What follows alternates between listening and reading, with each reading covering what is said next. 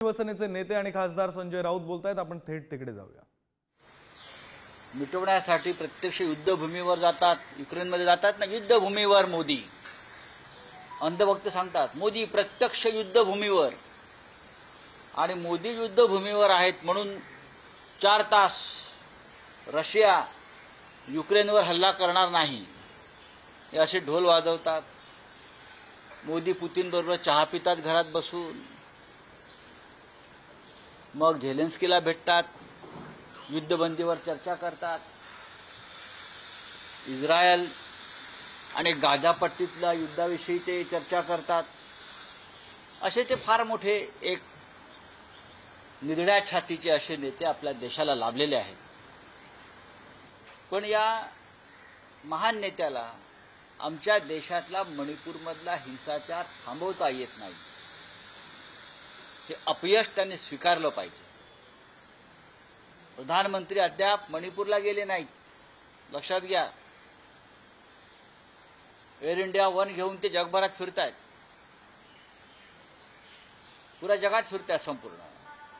पण मणिपूर पेटला या देशाचा एक भाग अशा तऱ्हेने पेटलेला आहे.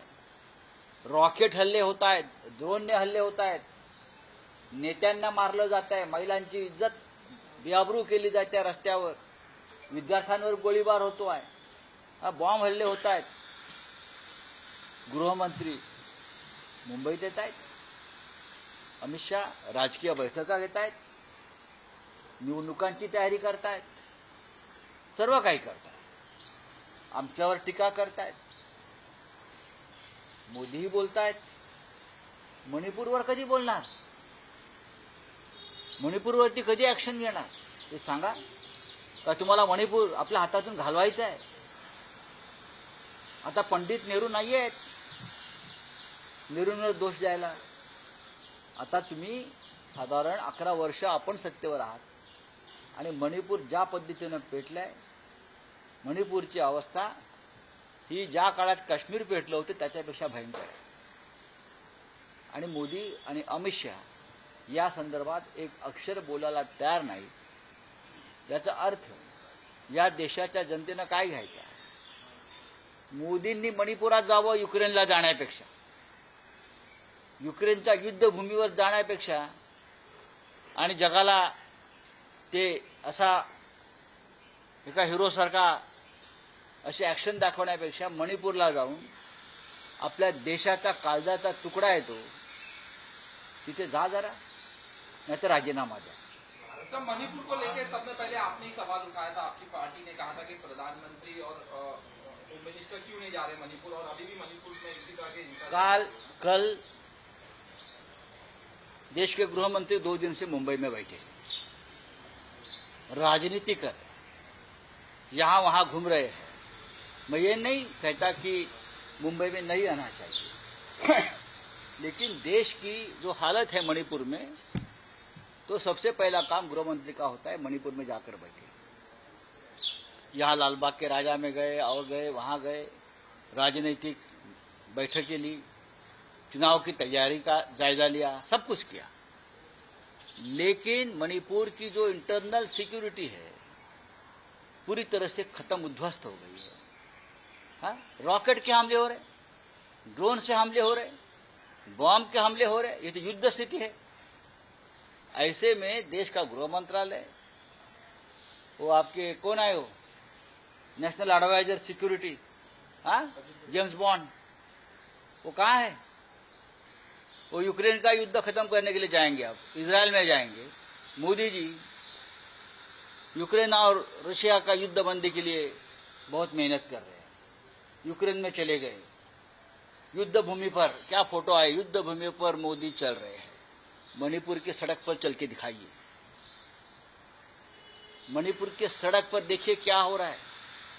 खुलेआम गोलाबारी, खुलेआम तोहफे चल रही है, बंदूकें चल रही है, बच्चों के ऊपर गोलियां चल रही है. हाँ, राजनीतिक जो लीडर है उनके ऊपर हमले हो रहे हैं. और देश के गृह मंत्री, देश के प्रधानमंत्री जो विश्वगुरु है, हाँ, जो अपने आप को ईश्वर का अवतार मानते हैं, भगवान मानते हैं, भगवान चुप बैठा है, लाशें देख रहा है, लाशें गिन रहा है। ये क्या है? इसका जवाब है कोई इस सरकार के पास? और उसके लिए जिम्मेदार अगर कोई होगा इस बार तो नीतीश कुमार और चंद्रबाबू नायडू, ये दो नेता इसके लिए पूरी तरह से जिम्मेदार है, जिसने ये घटिया लोगों के हाथ में देश सौंपा है।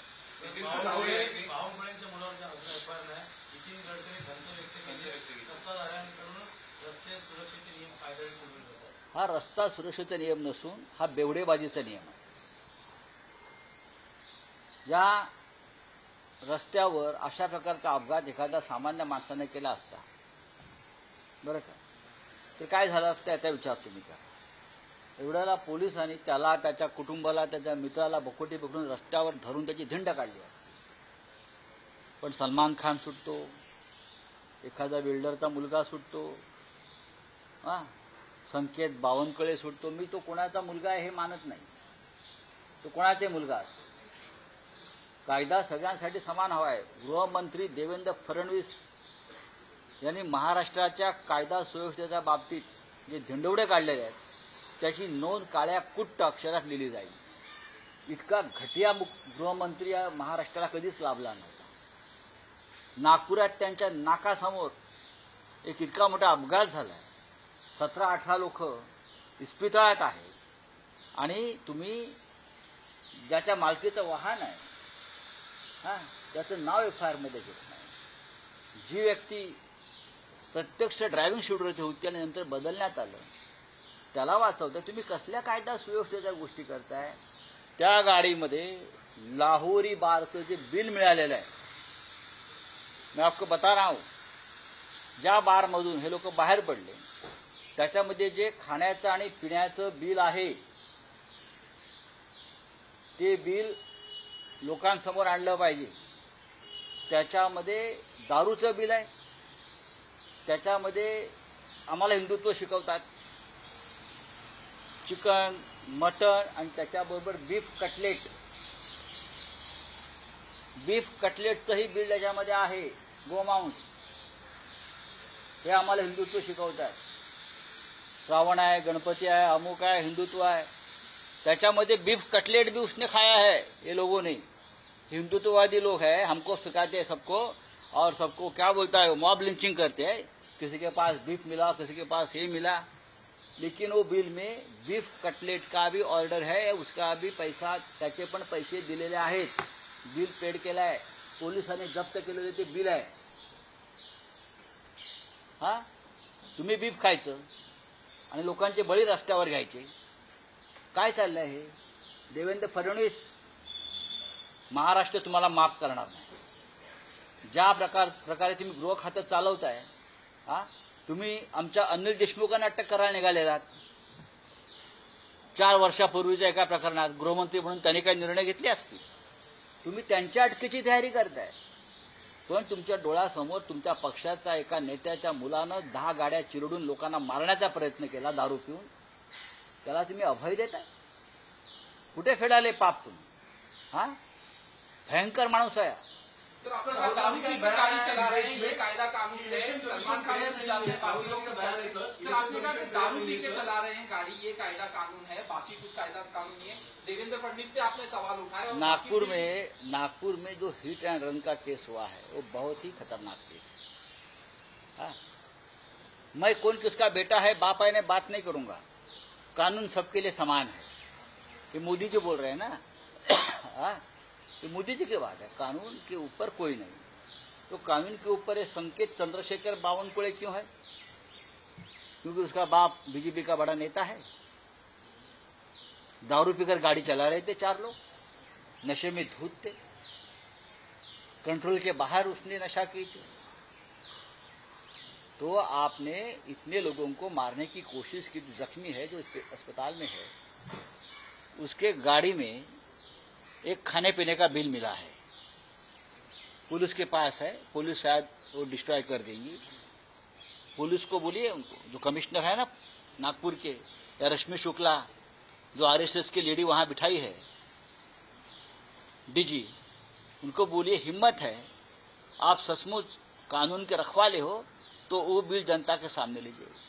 उसमें लिकर का बिल है, दारू,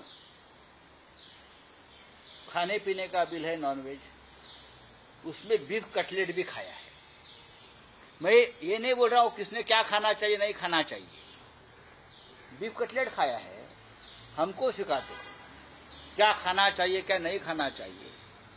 बीफ रखना और बीफ खाना, उसके वजह से आप सड़क पर लोगों का मॉब लिंचिंग करते हो, ट्रेन में मॉब लिंचिंग करते हो मुसलमानों का और आपके बिल में बीफ कटलेट का जिक्र है।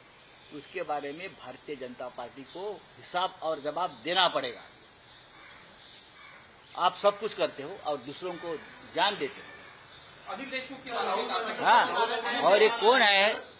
इतना घटिया गृह मंत्री इस राज्य को इतिहास में नहीं मिला है। आप हमारे अनिल देशमुख जी को अरेस्ट करने की तैयारी चल रही है। क्यों? गृह मंत्री होते हुए कुछ निर्णय लिया होगा, कुछ कार्रवाई का आदेश दिया होगा, तो केस सीबीआई के पास, आपके सामने नागपुर में आपके नाक के सामने एक नशेड़ी ग्रुप ने युवा ने 10-10 कारों को कुचलकर 20 लोगों को अस्पताल में भर्ती करवाया है। अब तक एफआईआर में उसका नाम नहीं। जिस गाड़ी का नंबर प्लेट है वो गाड़ी चंद्रशेखर बावनकुळे जी की है। उसका बेटा अंदर था, गाड़ी चला रहा था, उसको बचाया गया है, नंबर प्लेट बदल दी। हाँ, उस बारे में आप कोई कार्रवाई नहीं करते। कौन सा घटिया किस्म का आदमी को गृह मंत्री बनाया है मोदी और अमित शाह ने? कौन है ये? थोड़ी भी शर्म नहीं? किसको बचा रहे हो आप? और आप कानून की बात करते हो, संविधान की बात करते हो। चलिए, इलेक्शन कमीशन फेयर नहीं है, धर्म को बैन किया जाए, कुछ दिनों में ऐसी हालत रही सरदार जो है पगड़ी नहीं पहन पाएंगे। बात ऐसी है कि ऐसा बयान को लेकर बात ऐसी है भाई, बात बात ऐसी है कि चुनाव आयोग ये बीजेपी की एक्सटेंडेड शाखा है। हमने देखा है हमारे केस में या एनसीबी के केस में, चुनाव आयोग के ऊपर जो अभी के चुनाव आयोग बैठा है ना, उसके ऊपर कोई विश्वास नहीं रख सकता। ये चमचे हैं बीजेपी के, डरते हैं, वो कानून और संविधान से काम नहीं करते। उनके लीडरशिप में जो चुनाव हुए हैं 2024 के भी, वो फेयर नहीं हुए हैं, हमें मालूम है।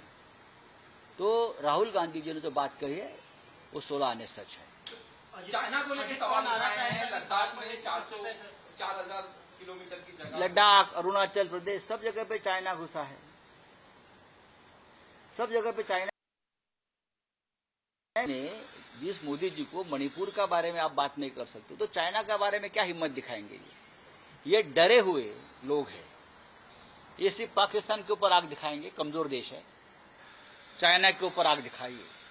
अरुणाचल में 60 किलोमीटर अंदर घुस गई है चाइना, 60 किलोमीटर अंदर चाइना घुस गई है अरुणाचल में, और उससे भी ज्यादा जमीन हमारी खा गई है लद्दाख में।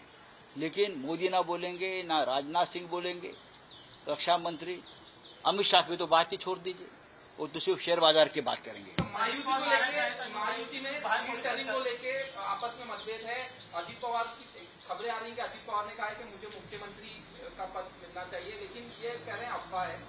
देखिए, अजीत पवार सबसे वरिष्ठ नेता है, शिंदे से भी वरिष्ठ। हक तो उनका ही बनता है ना अनुभव के आधार पर।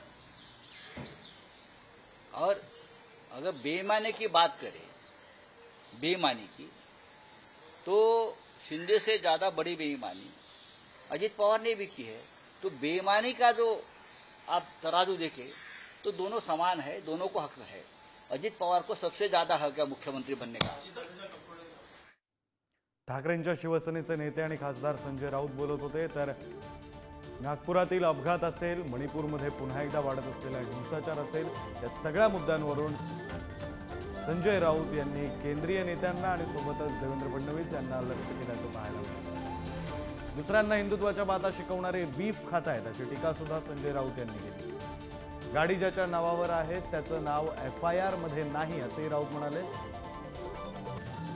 नागपुरातील अपघात प्रकरणावरून खरं तर संजय राऊतांनी हॉटेलचं बिल आणि त्यामध्ये असलेला तपशील हा सुद्धा माझ्यापर्यंत पोहोचल्याचं म्हटलं, ज्यामध्ये बीफ कटलेटचा उल्लेख असल्याचं त्यांनी म्हटलं.